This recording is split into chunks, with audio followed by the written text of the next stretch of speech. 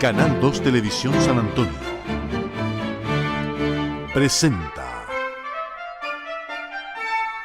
Imago Mundi, la entrevista.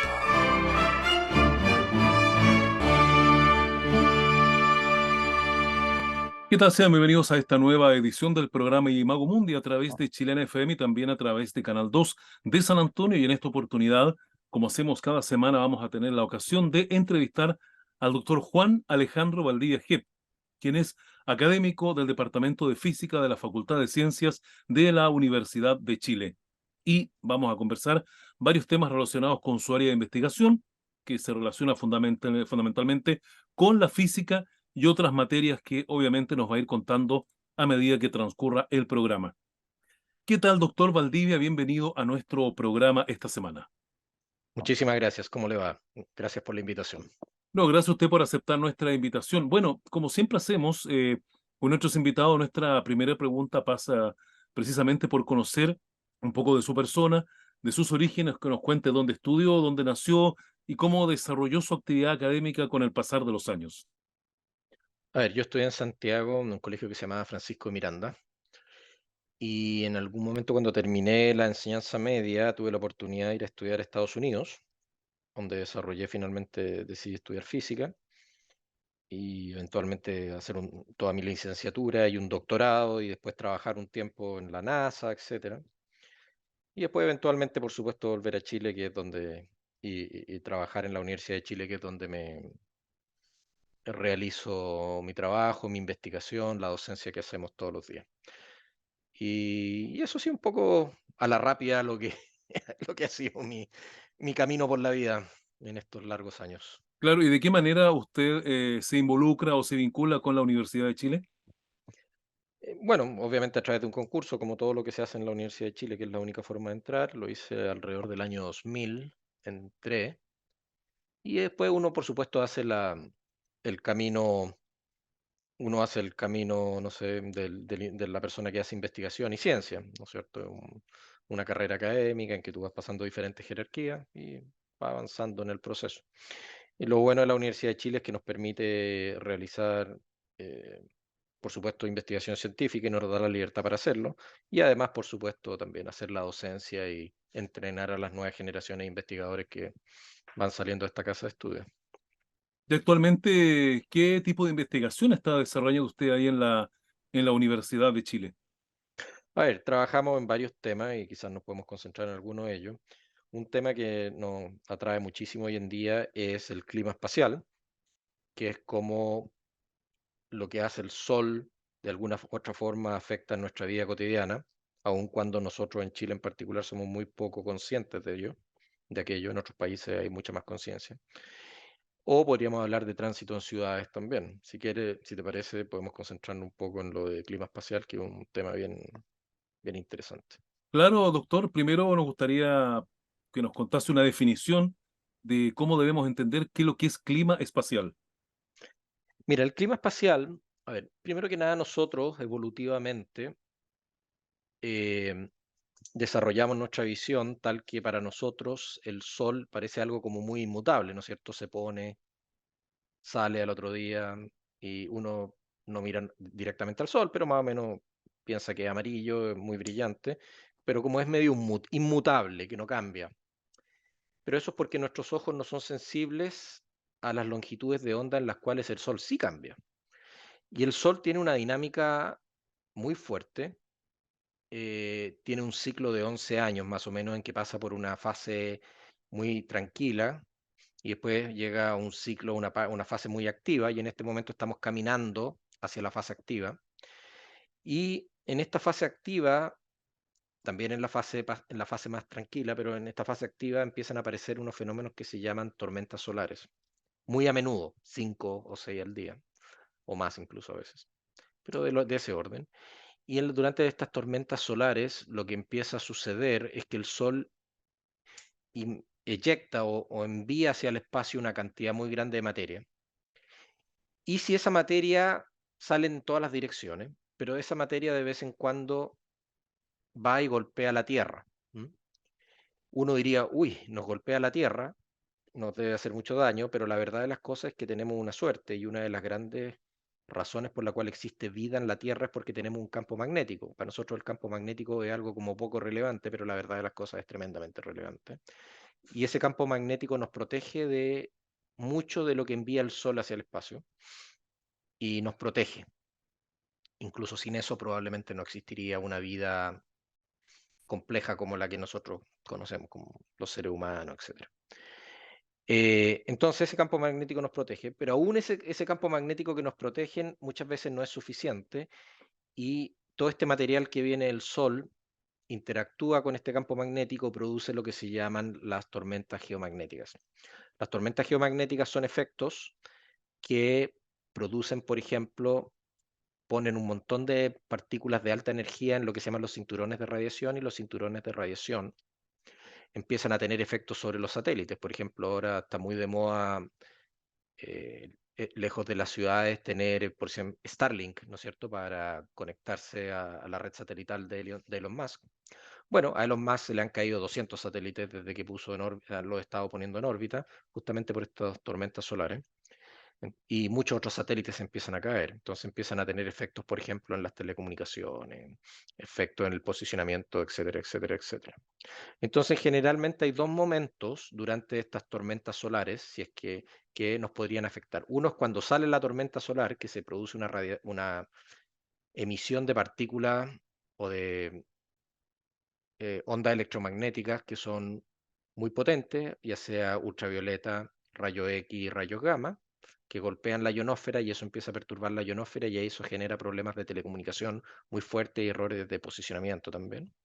Y un segundo momento es, y eso sucede 8 minutos después de que sale el sol. Pero esta masa de partículas que se va moviendo se demora un poquitito más. Esta materia que viene del Sol, y si llega a pegar a la Tierra, eso se demora entre 2, 3, 4 días en golpear a la Tierra, si es que la golpea. No siempre la golpea, salen para diferentes lados.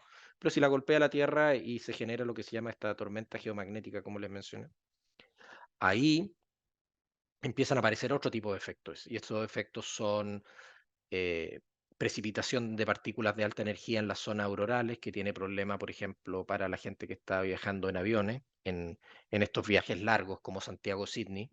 En el norte también hay otros tantos. Y esta cuestión de que se empieza a llenar de partículas de alta energía en los cinturones de radiación que afectan la vía útil de los satélites. Y un sinnúmero de otros problemas también.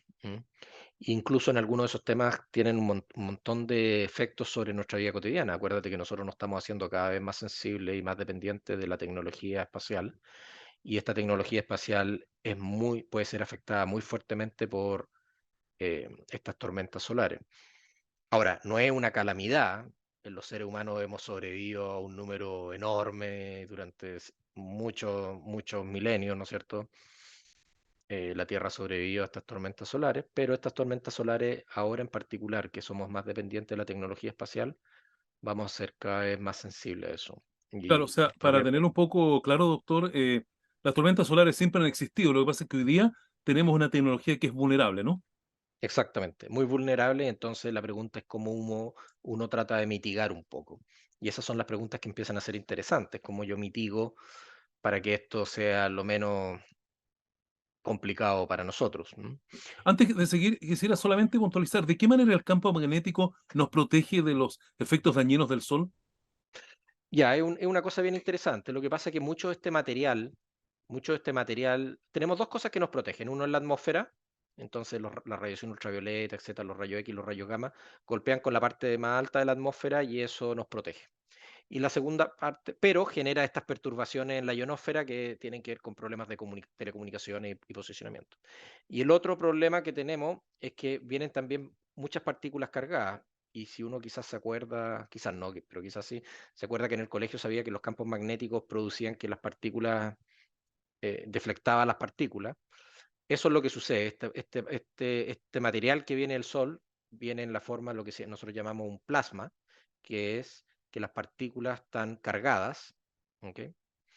Porque, por ejemplo, a medida que tú le vas aumentando la temperatura, tú pasas de un sólido a un líquido, ¿no es cierto? Eso es lo que estudié en el colegio. Después uno pasa de un líquido a un estado gaseoso a medida que aumenta la temperatura. También lo puede hacer cambiando la presión, pero supongamos que aumentamos la temperatura.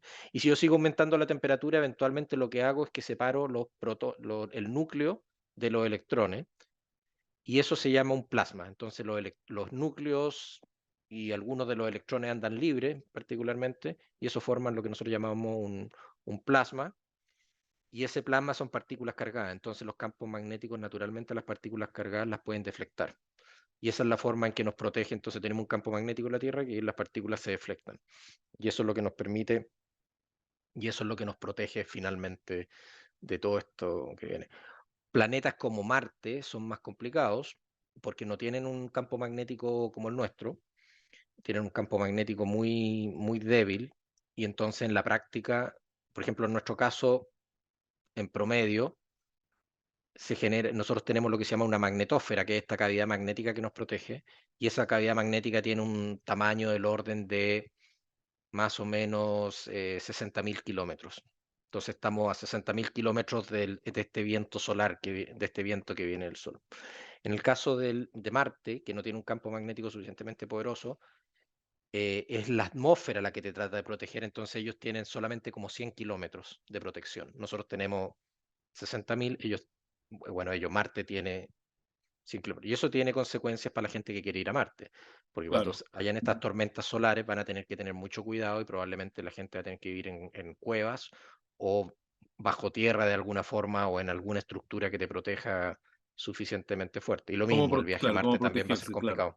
Sí, ahora, Entonces, bueno, volviendo un dale. poco atrás, usted decía que el hecho entonces de que seamos vulnerables o la nueva tecnología que usamos en telecomunicaciones es más vulnerable a los efectos dañinos del sol, usted dice que se plantean nuevas interrogantes.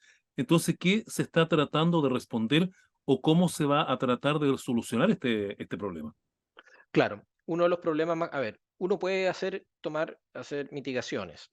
Por ejemplo, los satélites, lo que uno puede hacer es que cuando venga una de estas tormentas solares, uno le puede decir apágate, apágate un rato, o no necesariamente apágate, pero uno lo que puede hacer es bajar el uso del satélite, o uno puede hacer, no hagamos operaciones, no hagamos cambios de órbita, etcétera, sino que dejémoslo ahí tranquilito, que haga su trabajo, no molestarlo demasiado. Y entonces uno lo que puede hacer es entonces se convierte esto en un problema de pronóstico. Por ejemplo, para los viajes transatlánticos, transárticos, lo que hay que hacer es tratar de decirle a los aviones que cambien de ruta, lo cual es re difícil, porque un viaje a Sydney se muera 18 horas, entonces tú con 10 horas de anticipación tendrías que decirle cámbiate de ruta. Y eso son cosas que la gente está trabajando, ¿ok? Porque los aviones tienen un problema, que no le ponen o sea, tú no, tú pones cierta cantidad de combustible para irte por el camino más corto, pero si eventualmente tenemos una de estas tormentas, lo que vamos a tener que hacer es decirle a los aviones, oiga, váyase por esta otra ruta que necesita más combustible y un viaje más largo. Entonces, todo ese tipo de cosas, lo que te está diciendo es que uno va a tener que entender bien este sistema y predecirlo con suficiente anticipación. Y eso no es tan trivial, y la gente está trabajando en estos modelos de predicción, muchas veces usando inteligencia artificial y ese tipo de cosas que están tan de moda. La gente está trabajando en tratar de hacer pronósticos a mediano plazo, varias horas hacia adelante, de cómo van a ser las condiciones, cosa que uno pudiera decirle, oye, a los operadores satélites, apaguen un poco, a los de telecomunicaciones, tengamos cuidado que van a haber problemas. Entonces, por ejemplo, los pilotos se ponen muy nerviosos cuando suceden estas cosas, porque imagínate un piloto que va en la mitad del océano y de repente se le apaga, no es capaz de comunicarse. Eso puede ser, chuta, ¿qué le está pasando al avión? Entonces, si uno pudiera decirle, oye, mira, prepárate que en las próximas, no sé, media hora es posible que tengáis un apagón de comunicación, pero lo vais a recuperar en una hora más, el piloto puede estar un poco más tranquilo en el proceso, ¿no es cierto? Puede hacerlo con, qué sé yo, puede tomar medidas al respecto. Y entonces, todo esto es un problema de cómo yo hago pronósticos, cómo construyo modelos razonables para pronosticar qué es lo que va a suceder en qué lugar. ¿Mm? Lo mismo, por ejemplo, imagínate que tú te comunicáis con alguna isla, nosotros que estamos llenos de islas, te comunicáis con alguna isla ya sea a través de satélites o a través de, qué sé yo, UHF, VHF, que son diferentes longitudes de onda. eh, Uno les puede decir, oye, prepárate que en la próxima media hora no van a haber cosas. Y después uno podría empezar a buscar cosas más inteligentes, que es cómo yo me comunico haciendo algún tipo de procedimiento o con algún tipo de aumento de potencia o de alguna forma inteligente para poder sobrellevar y ser capaz de comunicarme incluso bajo condiciones más extremas. Sí, yo creo que uno de digamos, de los fenómenos más comunes que uno puede apreciar respecto a lo que usted explica, doctor, es cuando uno está en TV cable y se empiezan a pixelar los canales, sobre todo los extranjeros, porque seguramente afecta a ciertos satélites en algún minuto. Recordemos que muchos canales se soportan en un puro satélite, en una pura antena y sufre esos problemas, ¿no? Sí, claro, por supuesto. O sea, han habido casos increíbles, por ejemplo, que se han caído eh, satélites de telecomunicaciones que manejaban un flujo muy grande de celular. Y eso es lo que ha hecho que se genere se rompa el sistema de comunicación con los celulares. Muchas veces, claro, te mandan señales y las señales vienen pixeladas y entonces vienen algunas perturbaciones. A veces la gente incluso en algunos lugares cuando las redes eléctricas son muy grandes se pueden caer las redes eléctricas, lo cual genera problemas económicos bastante, puede ser en billones de dólares, porque esto puede ser durante un día o más. Entonces, y eso habían habido casos, por ejemplo, Canadá, el norte de Estados Unidos y Canadá se cayó en 1989 por una caída sistemática del sistema cuando sucedió una de estas tormentas. Entonces, la gente lo que puede hacer en ese momento es ver, oye, viene una tormenta, entonces bajemos o compensemos la potencia de la red eléctrica tal que no se caiga o preparémonos para que puede venir un golpe, seamos cuidadosos. Entonces yo creo que esas son cosas que se pueden ir haciendo en el tiempo. Hay una cosa que es reinteresante, por ejemplo, cuando en el máximo del ciclo pasado fue hace como 9 años, porque estamos como a 2 años del máximo, uno miraba en Estados Unidos la televisión y en todos los canales, aparte de hablar de cómo va a estar el tiempo mañana y pasado, etcétera, si va a llover, no va a llover, etcétera. Había alguien que te conversaba de cómo está el clima en el espacio para que la gente supiera en las cadenas normales de televisión, qué sé yo, pública. Había una persona a veces la misma persona, que te conversaba de cómo va a estar el clima espacial mañana. Entonces, son cosas que de a poco nos vamos a tener que ir acostumbrando, como digo yo, aunque no seamos suficientemente conscientes, nos vamos a tener que ir acostumbrando de que esto va a ser parte de nuestra vida, porque cada vez somos más dependientes. Todos estamos usando Waze, Google Claro. Maps, Y el clima espacial telecomunicaciones. finalmente es un tema que nos va a ir afectando frecuentemente más allá de lo que nosotros creemos.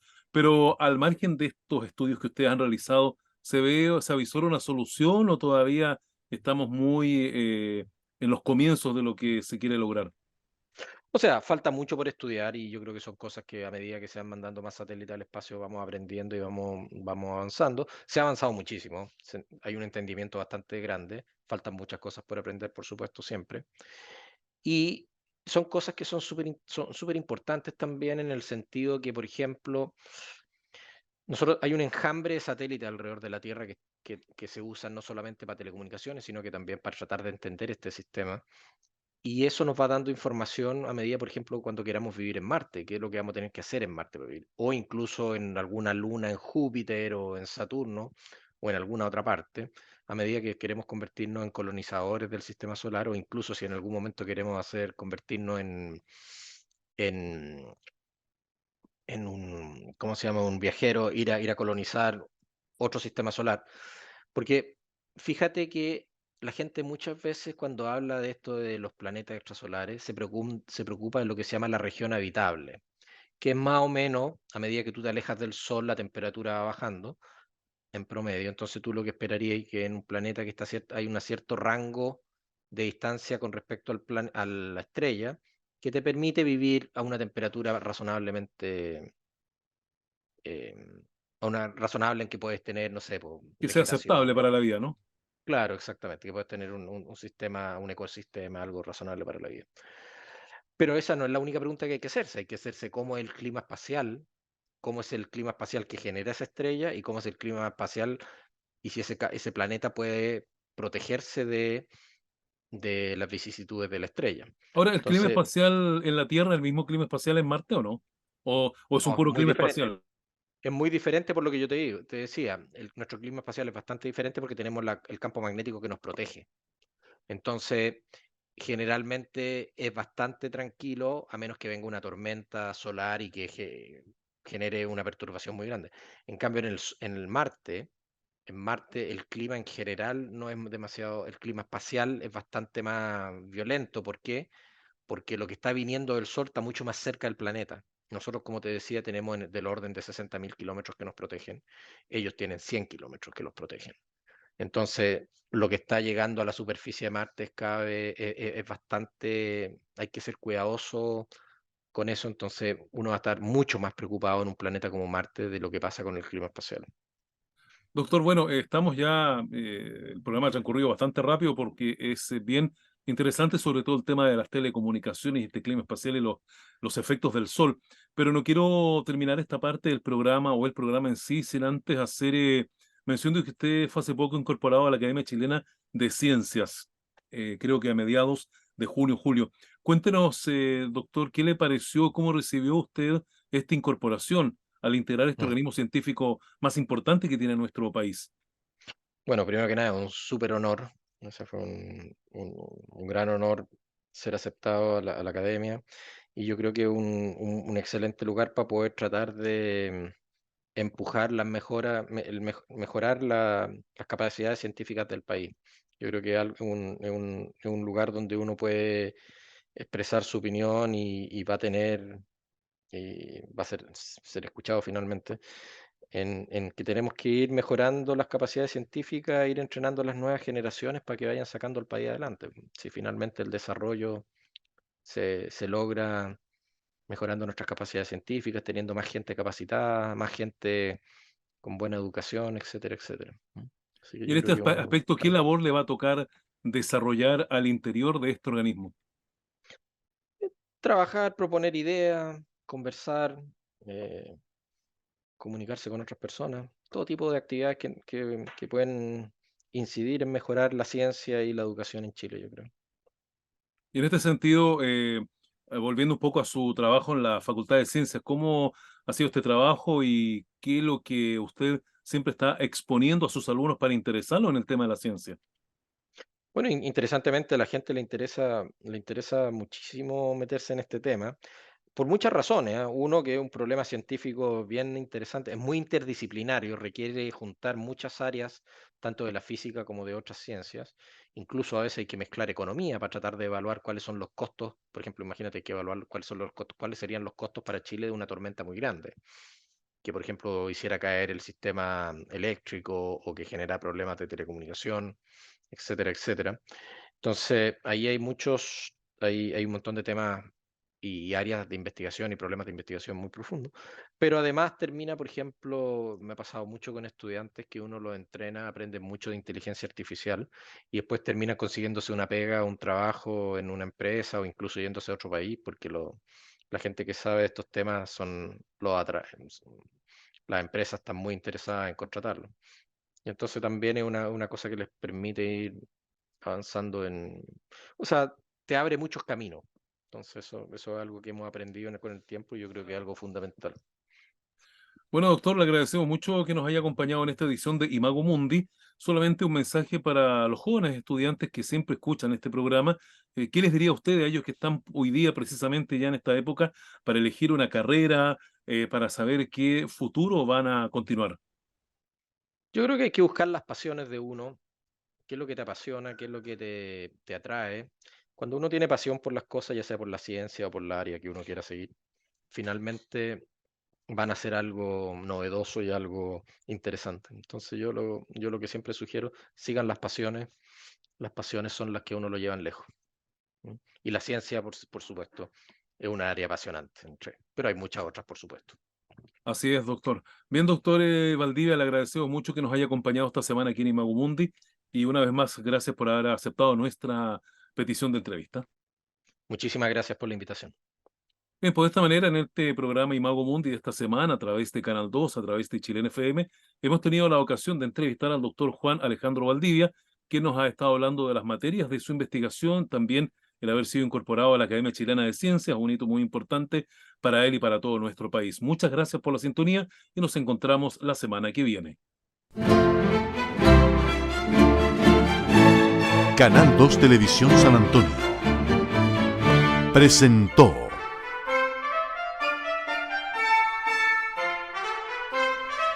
Imago Mundi, la entrevista.